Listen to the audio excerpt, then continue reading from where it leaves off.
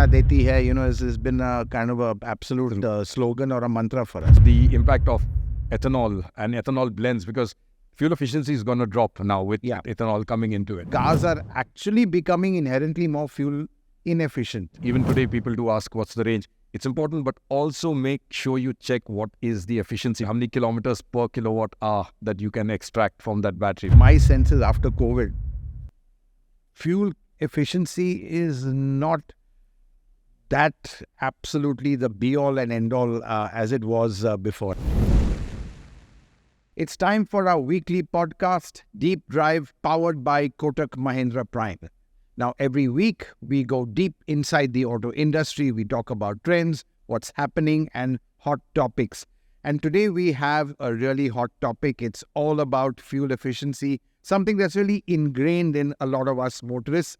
And I've got Sergius Barretto with me to talk about this. Sergius, I think this is quite a, I wouldn't say a hot topic, but a topic that really is very hygiene for a lot of us driving a car. But, before I want to ask you, there are these declared fuel efficiency figures. Yes. Clearly, that is what a lot of people go by. That is what is quoted. And there are reasons for that as well. They're quite consistent. So you do get a like-to-like comparison, if not a real-world comparison. So let's first understand how fuel efficiency is calculated and rated and made official. Yeah, in fact, absolutely. It was a very interesting topic. How it's that number is arrived at, the manufacturer quoted, which is now by law a requirement. So it's basically done in a lab. That's the first thing. It's not out in the real world. It's a lab test. As you said, you need to do it in a controlled environment so that you have the ability to compare different cars, which you wouldn't get out in the real world. Now, we had what was called the IDC, the Indian driving cycle. It was a very simple driving cycle. It didn't have much to do with the real world, frankly. And they about over 10 kilometers. Yes, very short, exactly. Very short duration, hardly representative. It was 10 kilometers in total roughly, and I think there were cycles split up in 2 kilometers each, different patterns. It allowed the driver to be very light on the throttle, in terms of the pressure that you could put. There was a certain amount of pressure you couldn't be below. It allowed for warm-ups, like you can warm up the engine to bring it into its prime sort of operating thing. So obviously it was not really reflective. That changed and it was modified. And well, we have the modified Indian driving cycle, which brought it closer to the real world. So, they did away with, for example, the warm-up. It's now cold start in the MIDC. The cycles got longer. The throttle inputs are a little more aggressive and things like that. That's what we have currently. It's still in the lab, but it's still quite far away actually from the real world. And most important, no AC. Yeah, exactly. Correct. Yeah. Thank you for reminding me that. So, it's still far away from the real world. Now, the real world, not using an aircon, exactly. Everyone uses it. Frankly, even, I think in Delhi, in winters, we'll still have it slightly on because you don't want the pollution. Exactly. So, everyone's got their window up with that blower blowing, aircon blowing, maybe with a lesser load. True. I think aircon load can be as much as 15-20% of consumption. True, exactly. And then load on in the vehicle itself. And that's where we are moving to. Like in, I think, 2027, is it almost? We should be moving to the WLTP cycle, which is sort of a worldwide harmonized light vehicle testing protocol. That's right. Right. So that would be much closer. It's still a lab. Not out in the real world. And tougher. Yeah. So it's tougher because, you've got load, you've got gradients. So the IDC and the MIDC didn't factor in gradients. So now you have gradients also worked into the cycles and the patterns. So yeah, it's a lot harder to. Yeah, that's going to come in 2027. So obviously, and with that we've got CAFE, which is the big number. True. So I think we're going to be talking about really the importance of fuel efficiency more from the manufacturer's point of view, because there are penalties if you don't meet them. Correct. And I think just for all of you all, there is this thing called CAFE, or Corporate Average Fuel Efficiency or Economy, which basically, as the term suggests, it's the average of all your vehicles. So manufacturers have the option of, they can have some gas guzzlers, but they have to offset that with really ultra fuel efficient cars or even EVs. Exactly. I think EVs is a great way to offset really high, let's say gas guzzlers. True. And I think, you've got companies which are strong on EVs meeting CAFE targets by a country mile, Tata Motors being one example. their EV, let's say penetration has been a lot. So, but the only tricky part is people have to buy those EVs in certain numbers because it's a percentage of your total sale, which has to meet that. So, but I think, again, I just want to dwell on CAFE. I think CAFE 1 was, it's all measured in CO2 because CO2 effectively, or carbon dioxide, is effectively fuel consumption. That's how it is. In fact, fuel consumption is also measured in an empirical way. It's not measured with fuel, it's measured with the CO2 output. Exactly, because it's a direct correlation. There's a direct correlation between how much CO2 you emit and how much fuel you consume. So I think that's really public enemy number one is CO2. It is responsible for global warming. It's really what is making the earth boil, is the whole greenhouse gas which is trapping the heat. It's a known fact, and everyone, the whole world knows that we have to reduce our carbon emissions. And obviously the automobile has to do that as well. So they've had this thing called CAFE for quite a while now. India is also into it. So I think, we earlier, CAFE 1 was, I think, 130 grams of CO2 per kilometer. Right. CAFE 2 is 113. 113. Yeah, so it's getting tighter and tighter, and some are even struggling.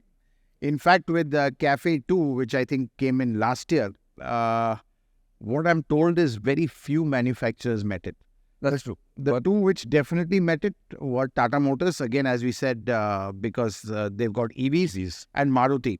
Maruti purely because they're inherently fuel efficient. They're small cars, light cars. They've got a lot of CNG as well. A bit of hybrid help them. They don't have EVs yet. So without EVs, they manage that. Mahindra, not sure. In fact, they launched the XUV 400, I think, in a rush. It wasn't even a complete job, just to meet the CAFE targets, because once they sold, I think they needed to sell about 8,000 EVs to kind of be out of, be CAFE compliant and not have the penalties. Because don't forget, Mahindra also has pretty big SUVs, a lot of them, not very fuel efficient just because of their sheer weight and engine size. So the way to offset that could only be with EVs, and they got the XUV 400 them. Clearly, I think this year they'll be a lot more comfortable with more EVs coming out. But, the others who don't have an EV or a hybrid plat, they're going to be in trouble going forward. Absolutely. And in fact, even right now, I don't think they are meeting the CAFE targets. In fact, I think what I heard, inside stories, that even Honda had budgeted a penalty of about 50,000 per car because it couldn't, meet CAFE targets. But I don't know whether, what's happened with that. And don't forget, for each gram, there are penalties which go up, and so... and almost like you were saying, the EVs, I just wanted to point out that having an EV isn't just great because of no tailpipe emissions. It's also great because it counts for 3 cars sold, like when they work out the average. So basically CAFE is your curb weight and of course your volume sold, and therefore you're given an individual target also. Right. So if you sell one EV, it's counted as 3 vehicles sold. So it helps you to have that, I believe plug-in hybrids, it multiplies by 2.5, and I think strong hybrids, it multiplies by 2. So there's already an incentive to go for hybrids, even if you don't get the tax benefit, which a lot of companies are pushing for. True, there is already a benefit with the CAFE targets, and there are other benefits also, actually, very interestingly, fuel-saving technology. So, for example, you can have a start-stop. You can have a 6-speed gearbox, which is quite interesting. Yeah. Just a 6-speed gearbox. TPMS. Yes, TPMS. Yeah, that's a good logic to it, in fact, I think, because what they are saying is that, a deflated tire is obviously, apart from being dangerous, increases rolling resistance and, in effect, increases fuel consumption. So that's the logic on it. But I'm really happy they have it, and it's CAFE that's driving the kind of adoption of TPMS, which actually I think is a big safety issue. Right. Because really, you don't want to be driving at high speed with a tire that's lost air pressure. Yeah. But again, we'll talk about air pressure because that's one thing which I find is a great fix for just improving that fuel efficiency a little bit. I love highways. I'm always on a much higher pressure. I just feel the car feels safer. It's more efficient. Ride gets a bit harder, but you get fewer punctures, that sort of thing. So tire pressure, very, very important. Absolutely. And clearly, the higher the pressure, the lower the rolling resistance and the better the efficiency. True, absolutely. Yeah, but you can't go on adding these features. So that's the other thing that the government has. Yeah, they're point systems. Yeah, I think there are about 6 of these technologies that you can have, like the 6-speed gearbox and things like that. But you can't have all 6. You get up to 2. So, you can have 6, but there will be only 2 that will count. That count.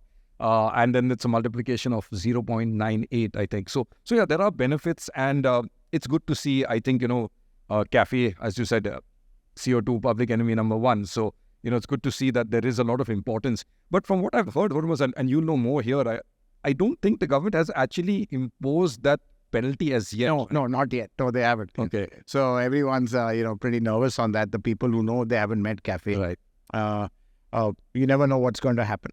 As I said, some people have budgeted for it. Some manufacturers have made a provision that if we get hit, this is, in their books, they've kind of made a provision for it. But I think going forward, everyone realizes that they have to comply. They can't have this sword hanging over their head. Sure. And I think, again, before we go on to the motorist side of it, 27 is going to be, or 27, 28 is going to be when we get CAFE 3. And that's going to be far more difficult because there are 2 whammies. One is the WLTP cycle, which means inherently, like to like, you have to be about 16-17% more efficient because it's a much tougher cycle. True. To meet the same values and the same output. So, and then on top of that, there's talk of CAFE coming down to around in the low 90s. 91, 92, something like that. So I think it's not decided Right, yet. I believe that's open. So overall, you'll have to improve efficiency by over 25-30% for your fleet. And that is massive. What that tells you is, if you don't have an EV, it's going to be almost impossible for you to meet that, meet the CAFE targets. And then there are huge penalties on that. So I think what's interesting to see is that by 27, if manufacturers don't have an EV, they're going to be facing an existential crisis for the simple reason that their existing ICE technologies are going to be very, very hard to meet the CAFE targets. You need a small proportion of it, some companies even more. I think Mahindra, for example, just looking at the size of their SUVs and their big engines, they might need to have 20% of their total sales, 15 to 20% of their total sales to be pure EVs to meet the CAFE targets. So that's quite a big number. True. Because the other flip side is, okay, you can produce these, but who'll buy them? Right. That is the whole issue, and that is really where the challenge is to get people to buy EVs. And this is why people are worried that, EV adoption is not that fast, and it's absolutely super critical for meeting CAFE 3, which is really going to be is a sword hanging over everyone's head. And before, we get on to the next subject, which I want to talk on, all the technologies and which ones are more fuel efficient, just looking at the companies which have no EV plans beyond 27, or not for the moment, or mass EV plans, is Renault Nissan. I mean, they can only bring in CBU and CKDs at best. They don't have any plans for a mass EV.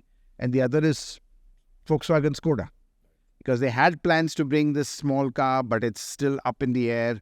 So I think, these 2 companies really need to figure out what they're going to do in the EV space to help meet their CAFE targets. And also to add to that, Hormazd, they don't have hybrids as well, which also has a CAFE. So exactly. They don't have hybrids as well. So I think a lot of people are going to be looking at hybrids. But from what we know, these companies, they really don't have CNG. They, Renault Nissan has, but I don't think, Volkswagen Skoda have got CNG. I don't know if their vehicles kind of lend themselves to be running with a gas tank at the back. They don't have hybrids and they don't have EVs. They just have turbo-petrols. Both of them are turbo-petrols.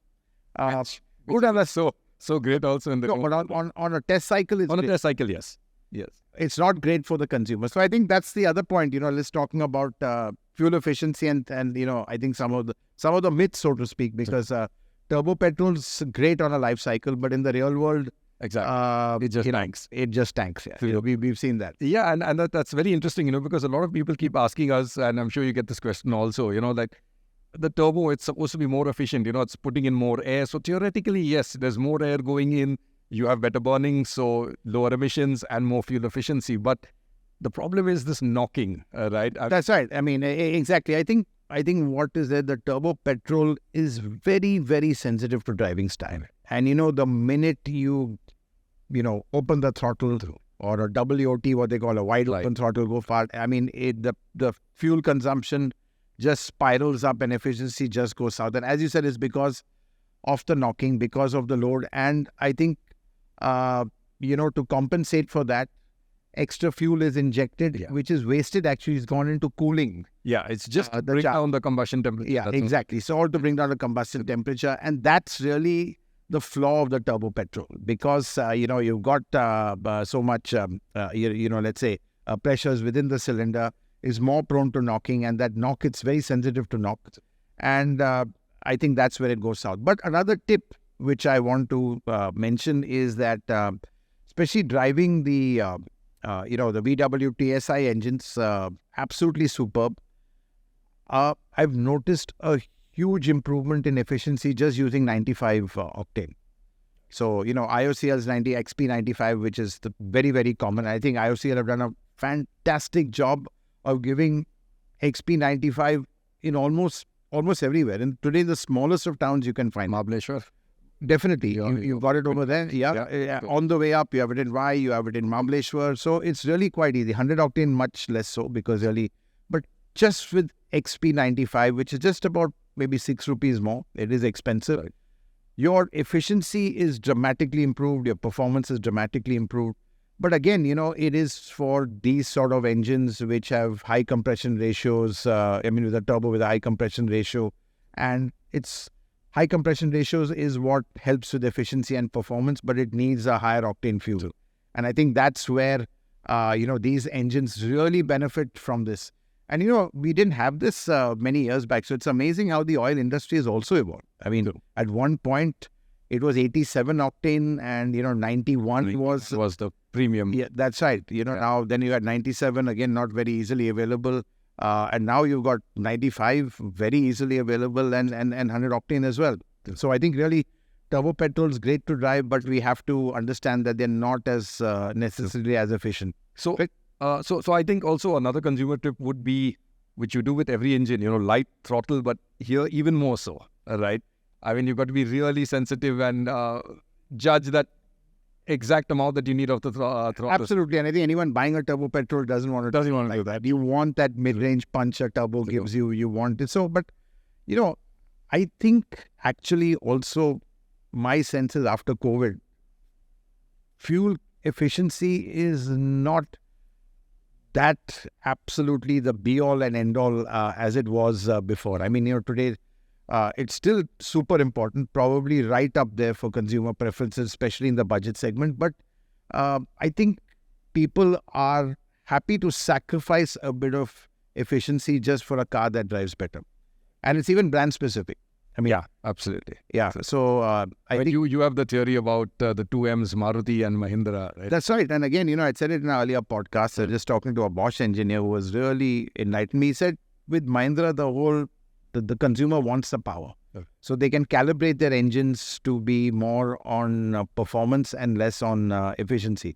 Whereas Maruti, it's very, very, calibrated towards efficiency, and that's the sharp line. The very fine balance. In fact, if, you drive one of their smaller cars, I remember especially that's the K10, which you have in the Altos and you have in the WagonR, there's this slightly on-off jerky kind of, let's say, sensation. Yeah, it's not very, you can feel the engine, jerk a bit. That's what we call, it's got a very aggressive tip in, tip out. Tip in is, how quickly you put in the fuel, and tip out is how you cut it off. So if it's an aggressive tip out, it means the fuel, when you lift off, is aggressively shut off.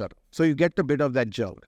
For smoothness, you have to taper the kind of cut off of fuel, which is smoother, but then there's a little bit more fuel going and it's not as efficient.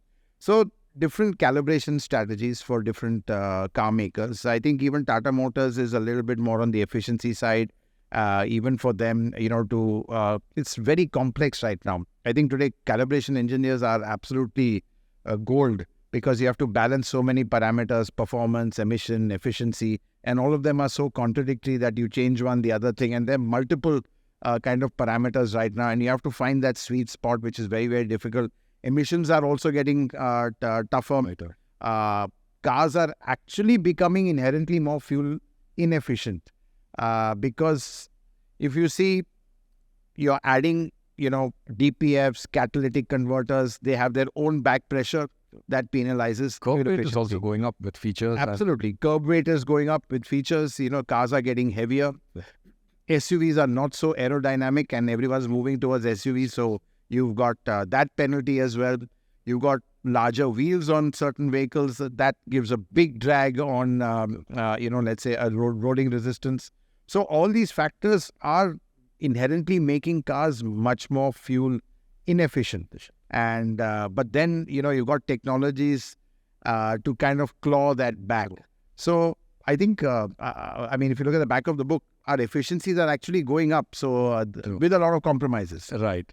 So, always speaking about efficiency and fuel, there's another fuel, diesel, which was the go-to fuel, because we had a price difference, of course, between, petrol and diesel.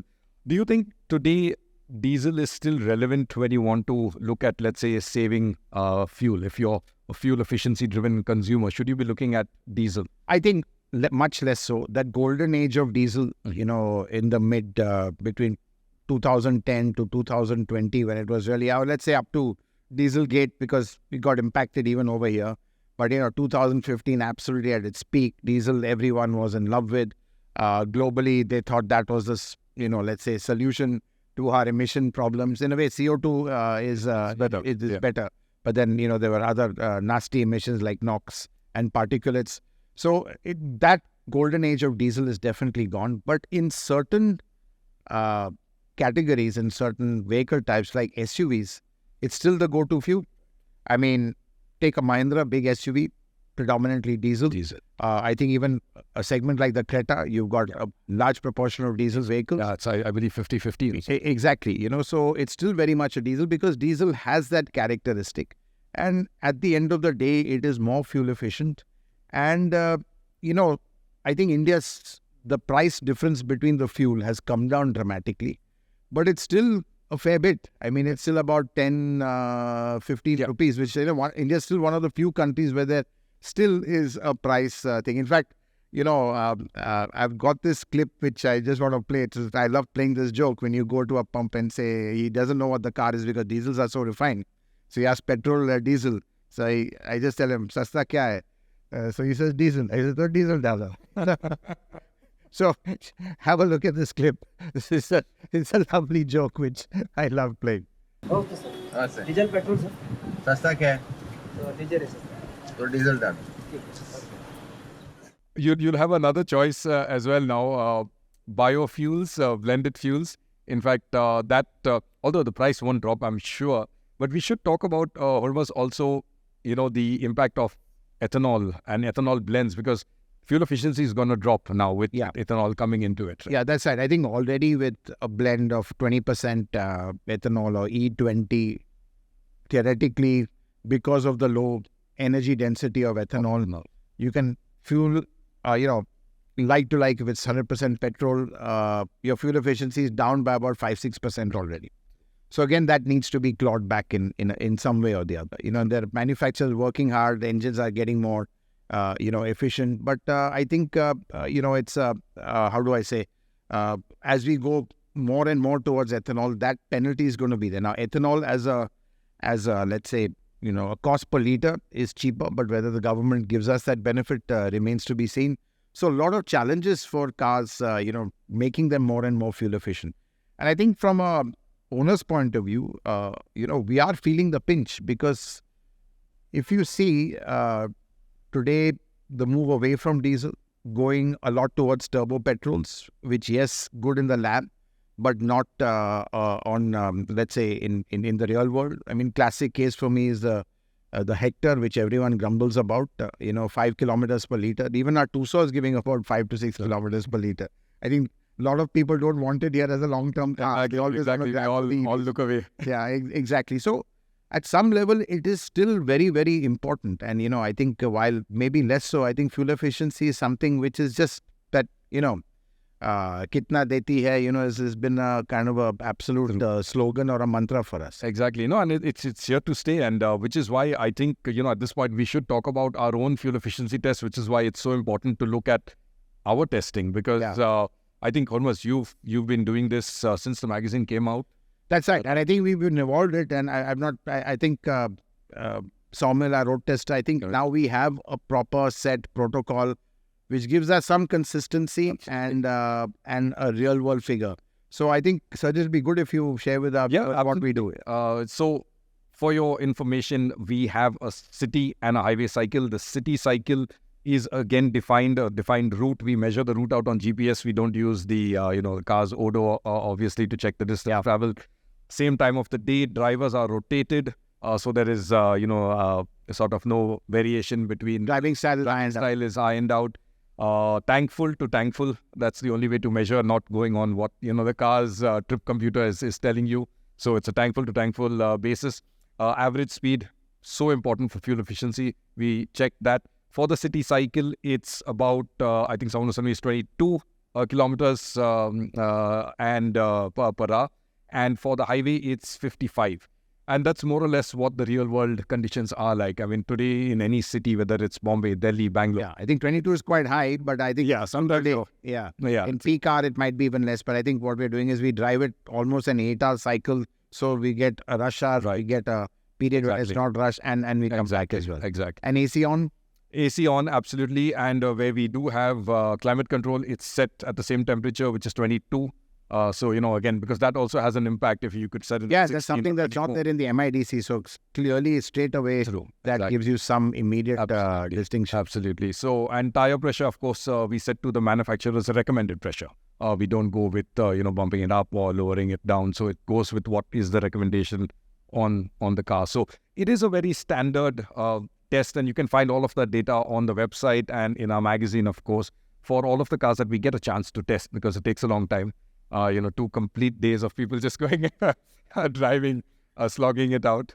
But I think it's important. It's very boring, but requires a lot of concentration. True. Because you want to make sure that you're as consistent as possible. Exactly. Yeah. And Sergius, I think before we end, we've been talking about fuel efficiency, but it's not fuel, but efficiency is important even with EVs. Absolutely.